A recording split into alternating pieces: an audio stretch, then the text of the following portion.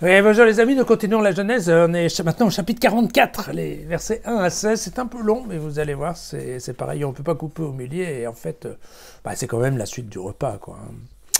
Joseph donna ses ordres à son majordome, remplis de vivres les sacs à blé de ses gens, autant qu'ils peuvent en porter, et met l'argent de chacun près de l'ouverture du sac.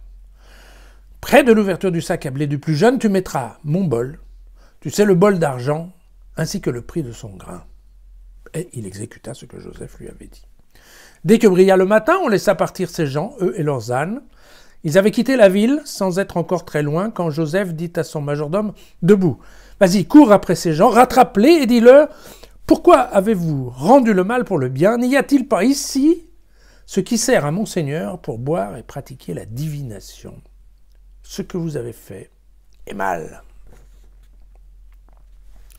Ça sent le stratagème. Le majordome les rattrapa et leur redit ces paroles. Alors ils répondirent, « Mais comment mon Seigneur peut-il dire pareille chose? Il serait abominable que tes serviteurs commettent de telles actions.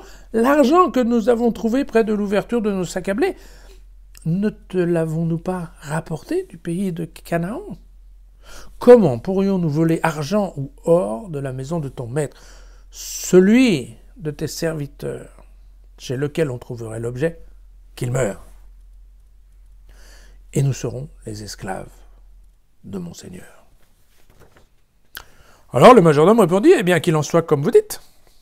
Celui chez lequel on fera la trouvaille deviendra mon esclave, et vous serez quitte. » Alors vite ils posèrent leur sac à terre, chacun le sien, et ils l'ouvrirent.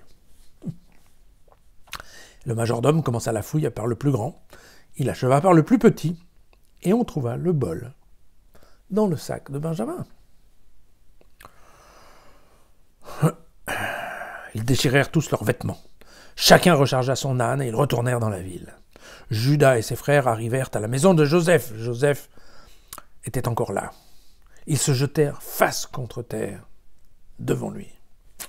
Encore une fois. « Quel acte avez-vous commis là ?» leur dit-il. « Ne savez-vous pas qu'un homme tel que moi pratique la divination ?» Et Judas répondit, « Que pourrions-nous dire à mon Seigneur? Quelle parole prononcer? Quelle justification présenter? C'est Dieu qui a mis à nu la faute de tes serviteurs. Nous voici les esclaves de mon Seigneur.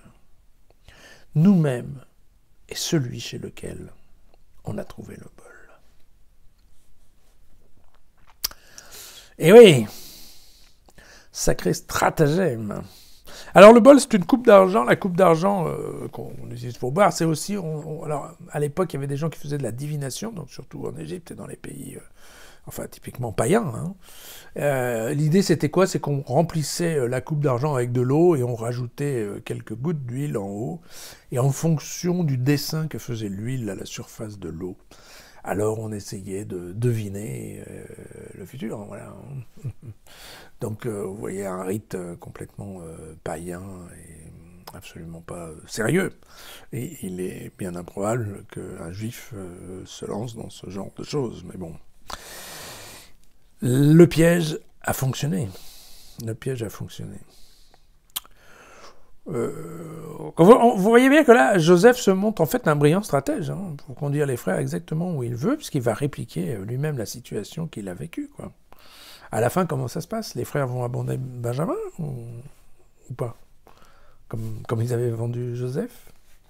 C'est exactement ça ce que cherche Joseph. Il veut comprendre si ses frères ont changé ou pas. La suite à demain.